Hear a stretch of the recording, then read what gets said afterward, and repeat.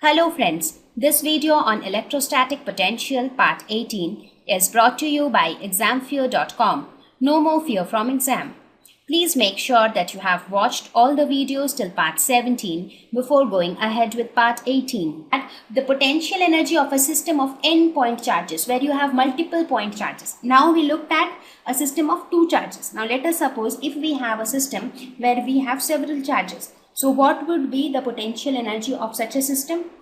Let us suppose we start with one by one charge. Let us suppose I have a charge Q1 which I bring from infinity to some point A. Let us call this point as A. So let us suppose I bring this charge Q1 from infinity to this point A. Right? So what happens? What is the work done to bring this charge Q1 from infinity to A?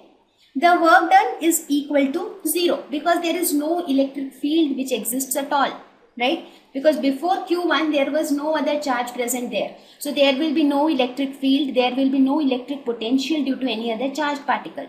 Therefore, the work done to bring Q1 from infinity to A is equal to 0 because there was no charged particle at all and therefore there was no electric field at all. Now let us suppose I bring another charged particle Q2 to some point, say B. Let us call this point as B. So what is the work done when we bring this charge Q2? That is work done to bring Q2 from infinity to B. So what will be the work done in this case? Now, remember friends, this work done is basically, this is nothing but definition of potential energy. So, we are basically finding out potential energy like this. So, work done to bring Q2 from infinity to B. Now, when Q2 comes from infinity to B, as soon as it comes to point B, an electric potential exists at point B due to the charge Q1, right? So, this is similar to the system of two charges which we discussed in the previous slide. So in this case, what happens? This work done becomes equal to the charge Q2 into the potential difference, that is the potential at B minus potential at infinity. So this becomes equal to Q2 into potential at B because this potential at infinity is 0. So this becomes equal to Q2 into potential at B is due to charge Q1, right? So this becomes KQ1 divided by R12. Let us suppose this distance is R12. So this becomes KQ1Q2 divided by R12. So this is the work done to bring Q2 from infinity to B. Right? So what is this? This is basically now this was nothing but potential energy U1. Similarly, this is nothing but potential energy U2. Similarly, let us calculate work done to bring a charge Q3 from infinity to some point C. Now you have two charges already present. Now you bring in a third charge Q3. So you bring this charge to some point C and let us suppose this distance is R13. That is the distance of Q3 from Q1 is R13 and the distance of Q3 from Q2 is R23, right?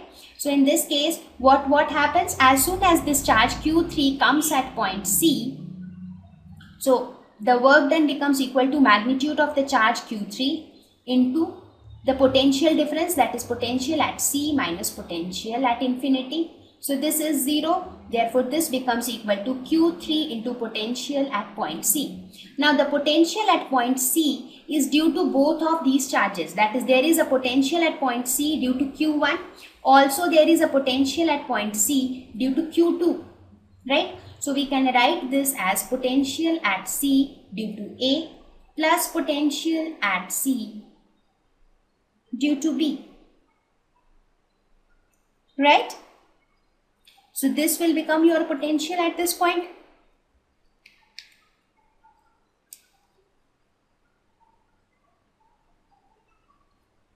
Right? So what would be the potential at C due to A? That would be nothing but KQ1 divided by R13. Similarly, what would be the potential at C due to B? That would be KQ2 divided by R23. Correct? So, your U2 will become, so from this you can say,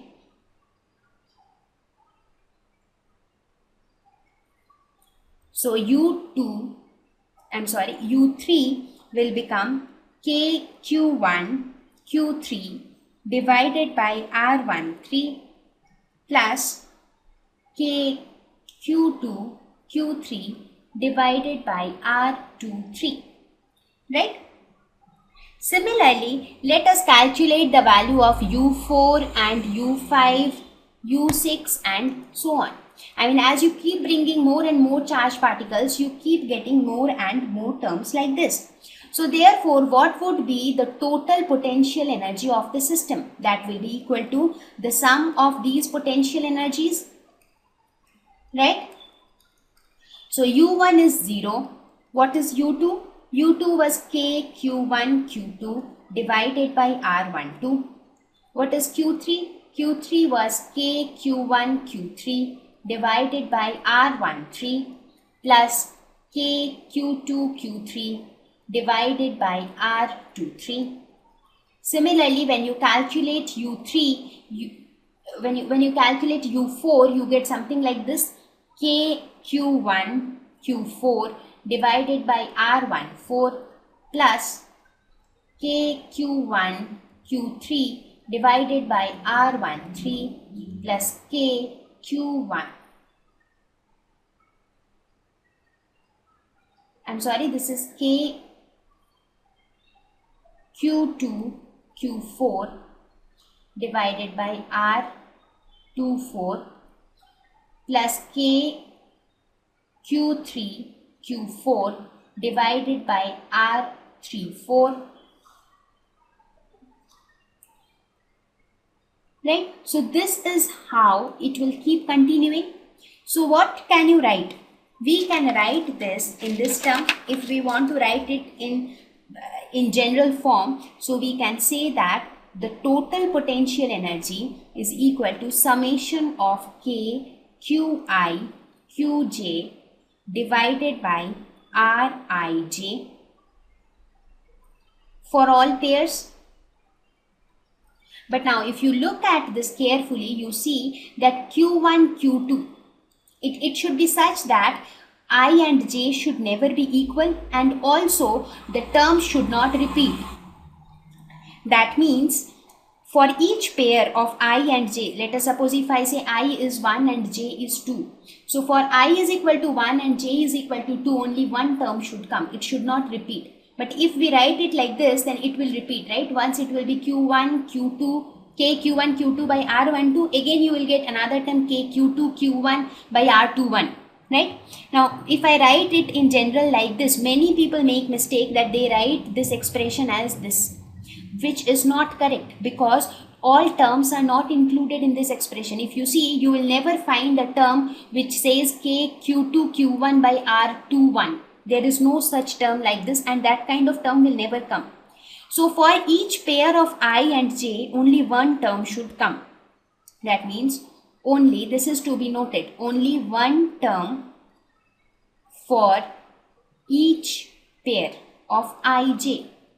Therefore, how do we write this? We write it as half, that means the total number of term which we will get like this, you half this. If you half this, that means you are excluding those duplicate pairs. So you can write it as half into summation of k qi qj divided by rij, such that I is equal to 1 to n, j is also equal to 1 to n, but I is not equal to j.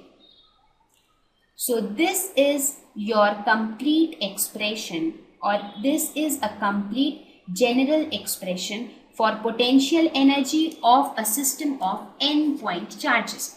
I hope you understood why I multiplied it by half, because if you want to write this expression, this term, whatever you are getting, since this is an infinite expression, so if you want to write it in a general form, you cannot write it like this. It is not appropriate to write it like this, because if you write it like this will include all the pairs, but you want all pairs of ij, but only once. You don't want them to repeat, because if you use this expression, what will happen? You will get one value as k q1 q2 by r12, which is this. Again, you will get another term as k q2 q1 divided by r21, which we don't want. Therefore, we have multiplied it by half, so that we get only those number of terms which we want. I hope it is clear to you. Okay, so this is how we calculate potential energy of a system, whether it has one charge or it has multiple charges. Now, if you look at this diagram, here I have drawn, I told you up to charge Q3. You try to do it on your own. You try that, let us suppose Q4 came. So what happens when Q4 comes? Like this you can calculate. I am leaving to calculate U4 and U5 to you. This is your assignment. Try to calculate on your own. So when you try to calculate Q4, you assume that this distance is R14. You assume that the distance from Q3 is R34. You assume that the distance of Q4 from Q2 is R24. And then again you proceed similarly. Similarly, if you get another charge Q5, so again you try to calculate the potential energy experienced when this charge comes in. So, and this process keeps continuing as many number of charges keeps coming into the system, right? So, thank you. Please visit examfear.com to watch free educational videos, try free online tests, get the best quality study materials, study from the best tutors and mentors, and much more. Thank you once again.